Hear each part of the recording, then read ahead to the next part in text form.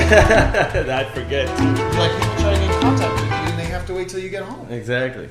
Sucio.Talk, hanging out with Chef Grae Nonas. Am I saying that correctly? Yeah, you are. It's okay, cool. Thanks for inviting me in your home. Very, very nice. So you got the skateboard there. What is that? Zoo York. Was there actually? Did you actually use the skateboard? No, it was my brother's. It's more like a piece of art. Oh, okay, word. I see that. You got some Iggy Pop over there. Some nice art. I don't really. Whenever I move somewhere, I never have anything to put on the walls. So I'm just like shocked that you just moved here and you have stuff up. Because I usually just go in an empty room, in like a bed. Like that's what my bedroom looks like. Yeah, exactly, right? Yeah, there's nothing in there. Most of your shit's out there. So I want to welcome you, Sucio.Talk. We're here talking to the man. So usually in the show we go all the way back and try to see, your mindset through what you were going through when you were going to become a chef, or wanted to become a chef, or why did you become a chef, and things of that nature. So first of all, how the hell are you? I'm doing pretty good. Yeah, last time I saw you was at the Charter Oak, right? Yeah. And what was that? You were at the Carpenter Hotel? Yeah, I was cooking at the restaurant at the Carpenter. Yeah. Sick, man.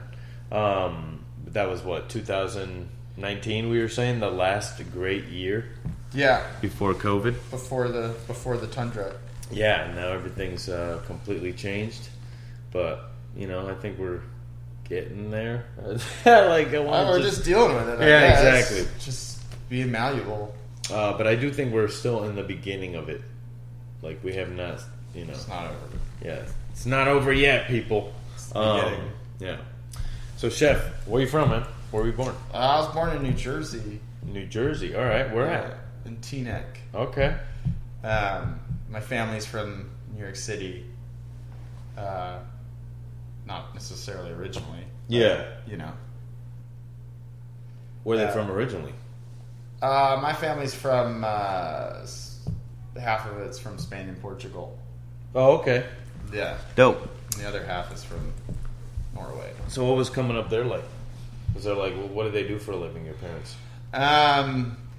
My mom did window displays. Okay. For Ralph Lauren. Yeah.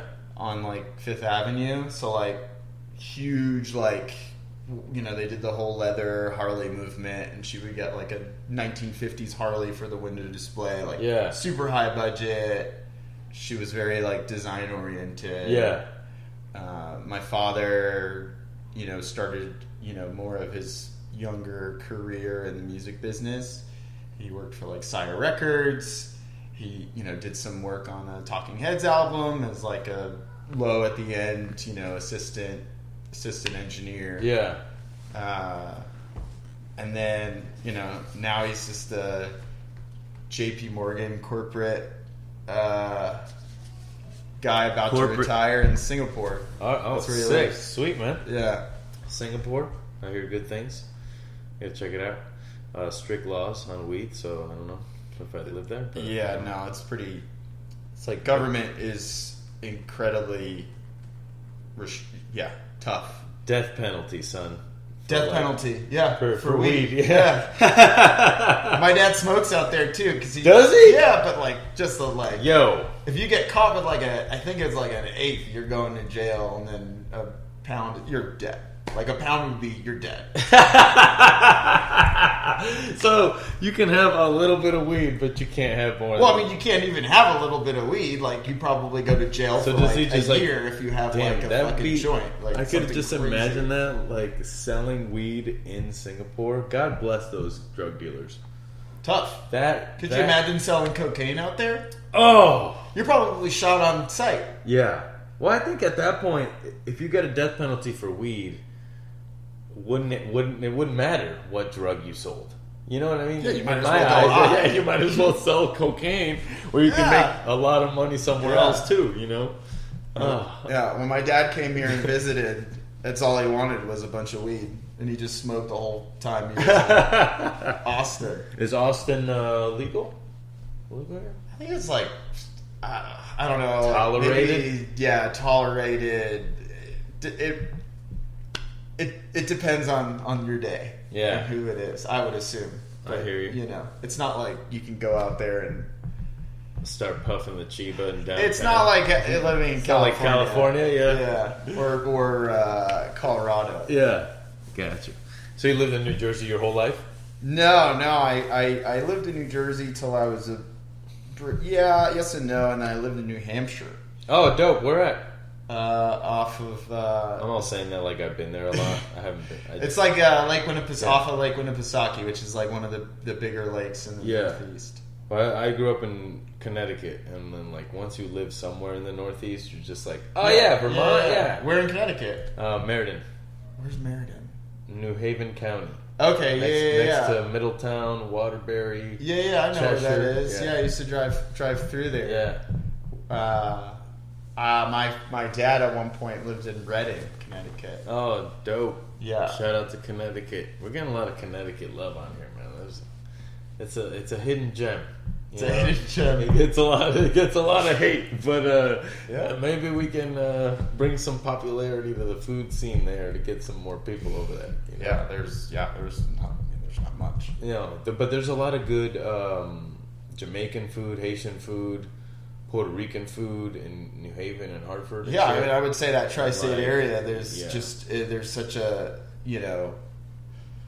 underground for the most of America to even understand the culture diversity. Yeah, for sure. So what were your interests growing up? You play sports? You doing nothing? I liked, skateboarded and surfed and when I was younger, and then played hockey for a little bit, and then I started playing, started smoking pot and playing music. Yeah. And then I was in a band, just like everybody else. Every chef I talked to is in a fucking band. Yeah, in a band. I mean, I still play music, but not in a band. And I'm just saying, man, we need to start a metal band called Culinary Corpse. And I want to be the singer. It's going to be fucking death metal, and we're just going to go through like recipes. And that's it. And it's going to be like Schoolhouse Rock. Schoolhouse metal. Yeah. You know? Every chef. I mean, not every chef, but pretty much. It's like that creative musical. I want to be a rock star. Band breaks up, and then they realize that they were working in a bagel shop. And then it starts there. They're like, I love the bagels more than I love the band. Yeah. I mean, like, man, why do I care about these bagels so much? I'm talking about myself. I started my career as a dishwasher. Gotcha. Yeah. Actually, a busser. Realistically, I was a busser for about a month. Gotcha. At like a diner. Fucking sucked. How old were you? I was underage. I was 12. Why the fuck were you working at 12 years old? You haven't met my parents. Oh, damn. Okay, so they were like, you're going to work. Yeah. You want money? You want a new skateboard? Guess what? Go get a fucking job. So I did. So how did you find a job when you were 12 years old? I mean, anybody... Easily? Yeah. Pay you nothing. Yeah. And when you're in like elementary or like high school, $5 middle for 12 hours of work. Actually, I got paid a lot back then. I feel like I installed heating and air conditioning one summer. I got paid like $8 an hour. Yeah. And when I was in high school, I feel like I got paid like $6.25, and this was what, like over 23 years ago? Yeah. $6.25, like, and you're 12, like, that's actually not that bad. Yeah, that's above minimum wage, I think, at that time. Oh, yeah. I mean, that's still above server like $5.45 or something. If you're in Texas. Damn. So, you did that, and did that spark your interest right away? Like, I love this kind of culture? I like the culture, you know, yeah. because it was like always like a family, and, it... Until later in life, when I read like Kitchen Confidential or like really got into the industry, like there's just a camaraderie there, and everybody has their place in the kitchen. And like I worked in like one of those kitchens where it's like the chef would get so wasted that he would end up falling asleep in the linen closet, and then all the cooks that were like 16, like were like slinging food, you know, Yeah. and, like just such a different kind of world back then. And then, you know, smoking weed outside before dinner service and being covered in shit and at the end of the night, and you know, you're 12, 13 years old. And, Yeah. and so I really enjoyed that. And so I always worked in the industry to pay the bills, because otherwise everything else, like I didn't want to be in front of people. I didn't want to be in like customer service. Like I worked at Domino's for literally like less than an hour, because I had to do like the headset thing, and I had no really idea like about that. And then I saw like they don't actually make pizza there, and like I wanted to learn how to make pizza. And so I just always stayed in the industry to pay bills and stuff. And then You were like, what kind of fucking business are you running here? Yeah. You just fucking... it's not even like, what the fuck is this? It's like a conveyor belt. And I'm like, in my mind, I'm like, they have the whole world duped right now. Like, you know? You thought you were going It's like finding out there's no Santa Claus. Yeah. That's so funny. But, it's like the people that went to McDonald's, like, all right, where's the grill? Yeah. They had a flame broiled at Burger King. Exactly. Fucking Searsall. Yeah, exactly. Oh, yeah, that's exactly what it is. I think huh? it's just like liquid smoke or something, probably. Maybe it's their Searsall. It's definitely just a gas grill. Yeah. Well, I don't know, because I never worked at Burger King. But I almost want to get a job at Burger King just to work there for one day. Yeah. Just curious. You think they'll give me the job? No. I've always thought about that, like going in and out and just trying to rock that burger station. Just to see, but I'm like, dude, no one would fucking hire me. Because they'd be like, what the fuck are you doing here? You just want to work as a cook? Yeah. Yeah. They'd be like, that makes no sense to me. Maybe they would. I don't know. It's worth the try. Yeah. I'm sure you could ask them, like, can I work here for a day? And they'd probably do it, you know? Yeah, for free. But, like, your boss is probably, like, 16 years old. Yeah. Like, yelling at you. Like, pick up the pace. I don't think they do that at In-N-Out. There's so many people. It's There's like a they lot. literally turn around and there's a person to finish the job that they're doing. Oh, yeah. It's like, I fry the fries. I don't even put salt on them. I just put them in this bowl. Yeah. And someone else seasons There's them. like 50 people back there. Yeah, there really is. Good for them, though, man. They're fucking killing it. Yeah, I mean, it's impressive, you know, because it's actually cooking. Yeah, it is in true. a way. Mm-hmm.